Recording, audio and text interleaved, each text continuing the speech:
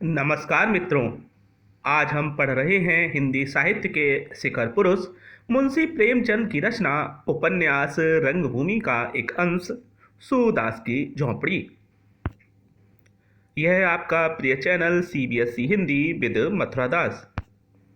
आज से हम कक्षा 12 की हिंदी ऐच्छिक की पूरक पुस्तक अंतराल प्रारंभ कर रहे हैं, जिसका पहला पाठ है सूरदास की झोंपड़ी, जो कि प्रेमचंद कृत है। देखते हैं पाठ का सारांश। हिंदी साहित्य के शिखर पुरुष मुंशी प्रेमचंद द्वारा रचित रंगभूमि एक विश्व प्रसिद्ध उपन्यास है। सूरदास की रंगभूमि उपन्यास का सूरदास का उपन्यास रंगभूमि का यह एक प्रमुख अंश है। इस अंश में सूरदास नामक पात्र के चरित्र का उद्घाटन किया गया है। एक दृष्टिहीन व्यक्ति कितना पीड़ित तथा लाचार जीवन जीने को मजबूर होता है, किंतु यहाँ सूरदास का चरित्र इसके ठीक विपरीत है। वह अपनी लाचारी बेबसी से हार नहीं मानता, बल्कि पुनर्निर्माण में विश्वास रखता है। उसके अंदर आत्मविश्वास और आत्मबल कूट कूट कर भरा है। देखते हैं कथानक विस्तार से।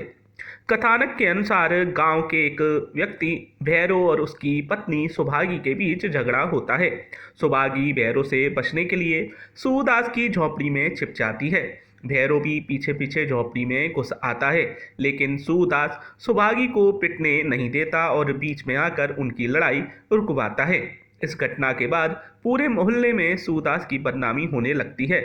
सभी सोचते हैं कि सुभागी सूरदास की झोंपड़ी में ही छुपने क्यों गई। भैरव को इससे अपना अपमान महसूस होता है और वह प्रण लेता है कि वह सूरदास को बर्बाद कर देगा। वह सूरदास पर नज़र रखने लगता है। सूरदास ने अपने पितरों के तर्पण के लिए पैसे इकट्ठे किए थे, जो एक थैली में रखे थे। भैरव एक दिन समय देखकर उस थैली को चुरा लेता है और झोंपड़ी में आग लगा देता है। अचानक लगी आग को देखकर सभी लोग इकट्ठा हो जाते हैं। कुछ लोग आग बुझाते हैं, कुछ शोर मचाते हैं, तो कुछ निराशापूर्वक चुप खड़े होकर जलती हुई झोंपड़ी को देखते हैं।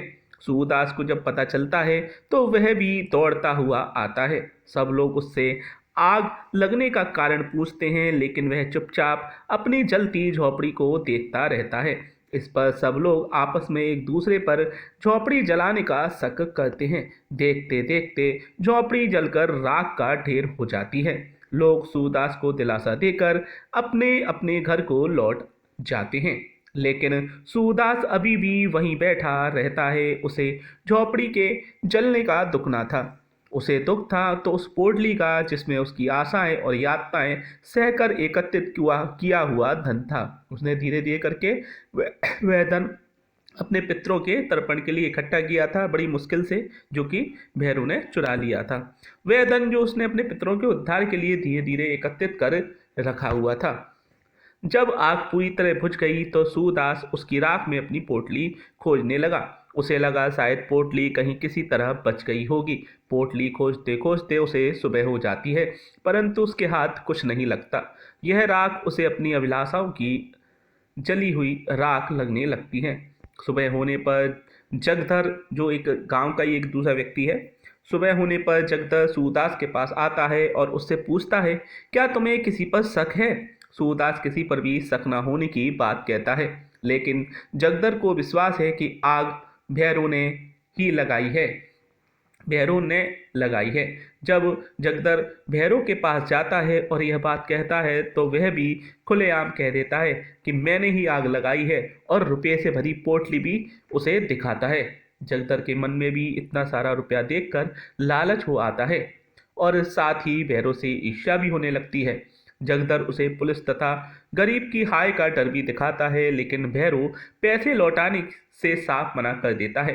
वह निराश होकर सूरदास के पास आता है और भैरव के पास उसके रुपए होने की बात बताता है, परंतु सूरदास समाज के डर से कि वे यह ना सोचें कि इस गरीब के पास इतना पैसा कहाँ से आया, कहीं चोरी चकारी तो नहीं की, कहीं डाका तो नहीं डाला, इस कारण वह रुपया किसी और का होने की बात कह देता है। उसी समय सुभागी सूरदास को दिलासा देने के लिए आती है। उसे पूरा शक है कि भैरव ने ही आग लगाई है और इस सब का कारण वह स्वयं को मानती है। वे जगदर को वहां देखकर वापस लौटना चाहती है, लेकिन जगदर उसे देख लेता है और बुलाकर उसके पति की करतूत उसे बताता है कि उसने सूरदास के रुपए चुरा लिए हैं और झोपड़ी में आग भी लगा दी। उसी ने आग लगाई है। सुभागी के पूछने पर सूरदास इस बात को नकारता है, परंतु सुभागी सूरदास के चेहरे को देखकर जान जाती है कि रुपए सूरदास के ही हैं। वह हर हाल में उसका पैसा वापस दिलाने का फैसला करती है। सूरदास सारी घटना को सोचते हुए अपने भाग्य को कोसता है। उसे सुभागी की भी चिंता होती है। तभी पड़ोस का मिठुआ, छोटा बच्चा है एक, जो सदैव जो है अपने माँ बाप को छोड़कर उनके पास आके, सूरदास के पास आके बैठता है। वे उसको खाने पीने की चीज़ देते हैं और बहुत प्यार करते हैं। तो मिठुआ, जो सूरदास से बड़ा प्रेम रखता था, सूरदास भी उससे पुत्रवत व्यवहार करते थे, वह रोते हुए आता है। कोई आवाज़ आती है, तुम खेल में रोते हो। सूरदास यह सुनकर चौंक पड़ता है। उसकी निराशा, चिंता, ग्लानि सभी दूर हो जाती है। वह सोचने लगता है कि सच्चे खिलाड़ी कभी रोते नहीं। खेल तो हंसने के लिए है, दिल बहलाने के लिए है, रोने के लिए नहीं। यह विचार मन में आते ही सूरदास के चेहरे पर विजय का भाव चमकने लगता है। वह अपने दोनों हाथों से झोंपड़ी की राख उठा उठा कर फेंकने लगता है।